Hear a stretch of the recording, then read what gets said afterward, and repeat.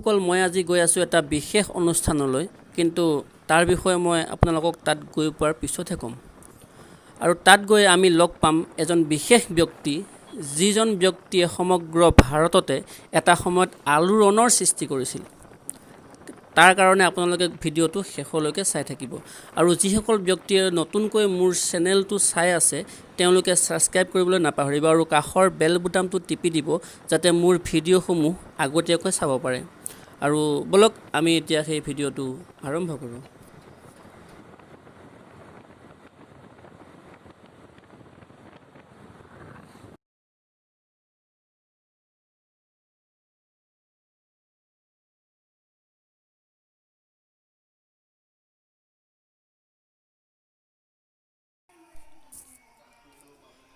আৰু বন্ধুসকল মই এতিয়া উপস্থিত আছোঁ বাৰপূজীয়াৰ এখন শংকৰী সংগীত বিদ্যালয়ত আৰু তাতেই সেই অনুষ্ঠানটো আয়োজন কৰিছে অসম চৰকাৰৰ সাংস্কৃতিক সঞ্চালকালয়ে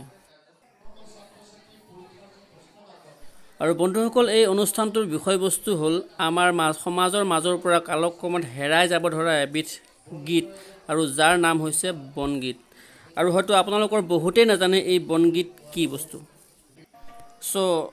আজি মই আপোনালোকক দেখুৱাম বনগীত কি কেনেকৈ গায় আৰু ইয়াৰ সুৰ কেনেকুৱা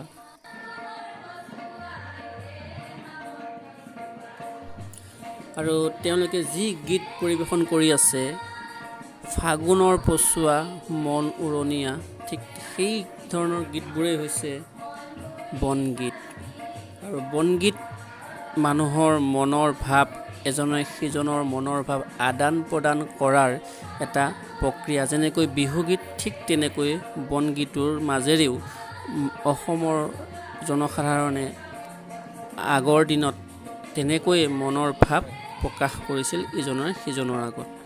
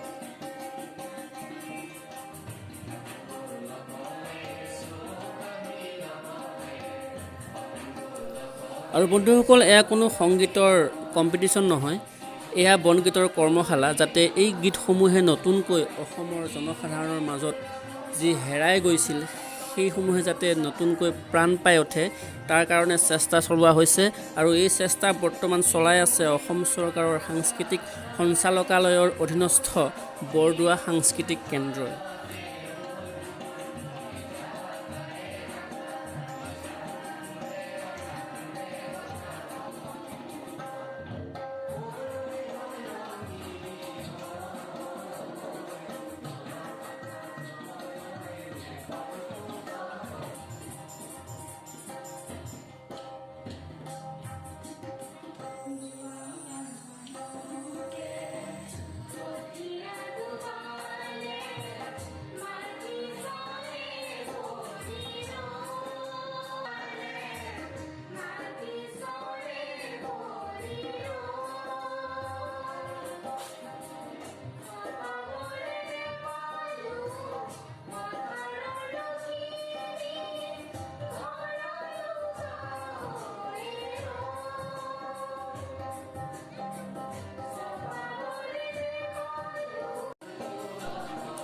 আৰু বন্ধুসকল, আজি এয়া তেওঁলোকৰ বনগীত কৰ্মশালাৰ সামৰণি অনুষ্ঠানৰ তেওঁলোকে গীত পৰিৱেশন কৰি দেখুৱাইছে যে তেওঁলোকে ইমান দিনে কি শিকিলে।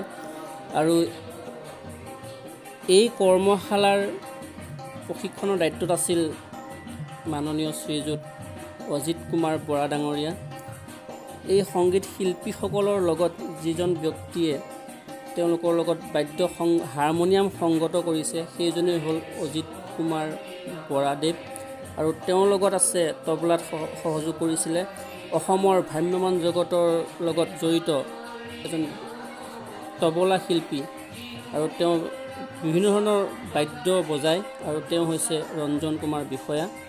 তেওঁলোকৰ সহযোগতেই এই কৰ্মশালাটো অনুষ্ঠিত আজি যোৱা 14 দিন ধৰি অনুষ্ঠিত হৈ আছিল, আৰু আজি তেওঁলোকৰ সেই সামৰণি অনুষ্ঠানৰ গীত পৰিৱেশন কৰি আছে। আৰু এই প্ৰশিক্ষকগৰাকী এজন নিজেই গীত লিখে আৰু গীত সুৰ কৰে। বনগীতসমূহ তেওঁৰ দ্বাৰা ৰচনা হৈছে, যিবিলাক তেওঁ প্ৰশিক্ষণ দিছে।